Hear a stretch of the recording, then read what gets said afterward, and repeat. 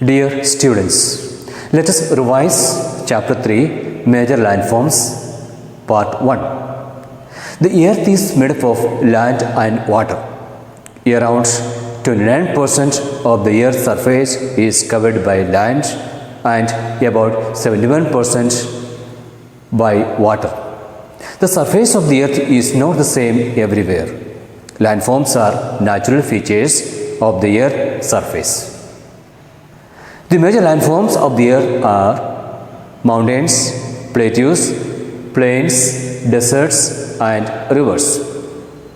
Now let me come to the first point, that is mountains. A mountain is a landform which rises more than 900 meters above the mean sea level. Mountains cover about 20% of total area of the earth. Mountains differ in height and shape. The highest point of a mountain is called a peak. Mountains peaks are mostly conical in shape. Mountains have different shapes depending upon the ages. The height and shape of mountains depends on their age. The Himalayas and Alps are young mountains. They are high and have conical peaks. The Aravallis and the Appalachians are very old mountains. So they are low and have rounded peaks. Now let me tell you the importance of the mountains. It is difficult to grow crops there. The mountain regions are thinly populated. This is due to an unsuitable climate, shortage of flat land, and difficulty in transportation. Despite this, mountains are very useful. Mountains act as a barrier against cold and hot winds. Rivers originate from mountains, provide water for irrigation. The slopes of mountains have rich pasture lands and valuable forests. Some mountains are rich in minerals such as gold, silver, lead, zinc, and various other minerals. Now let me come to the next point, plateaus. A plateau or tableland is highest with a flat tops. It rises abruptly from surrounding land, so it has steep slopes. Many rivers and streams flow through plateaus. The Deccan Plateau in India is an example.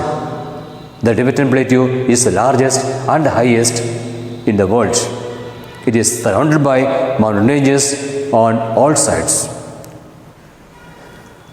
Most plateaus are dry regions and on the leeward side of the mountains. Due to the high altitude, the climate is cold and growing season in short. Many plateaus have deep canyons on their surface.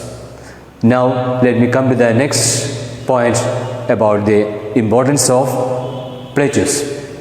Plateaus have grasslands on which cattle and sheep are reared. Some plateaus are rich in minerals. Now let us begin second part of Chapter 3 Major Landforms. Plains. Look at the picture. A plain is a flat and low-lying land surface. They are also called lowland. They can be level or slightly hilly. The slope of land is gentle. Plains may be formed by deposition of sand and silt by rivers, as in the case of the northern plains of India. Rivers carry sand and silt with them.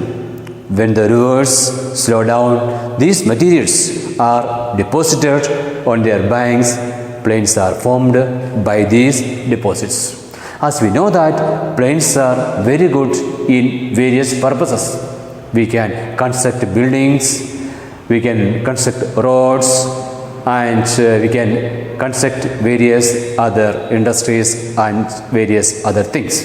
So, some plains are in the interiors of continents, while some are near the sea coast. Plains are more thickly populated than mountains and plateaus. Now, let me come to the next point, that is the importance of plains. Look at plains have fertile soil which is suitable for agriculture.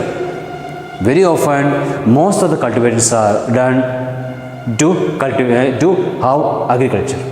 Now we come to the next point. Most big cities and towns are located in the plains.